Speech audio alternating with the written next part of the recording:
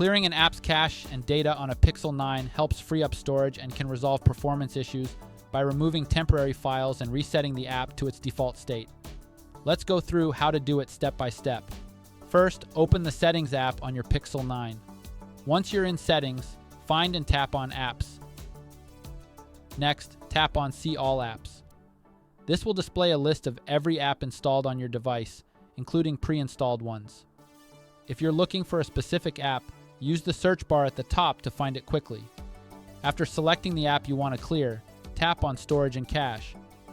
Here you'll see how much space the app is using for both its cache and data. To clear temporary files and free up space, tap Clear Cache. If you want to fully reset the app by deleting all stored data, tap Clear Storage. A warning will pop up. Make sure to read it and tap Delete to confirm. And that's it. The app will now be reset to its original state, and any issues you were having should be resolved. We hope this helps get your Pixel 9 running smoothly again. If you found this guide useful, be sure to check out more tips on our channel.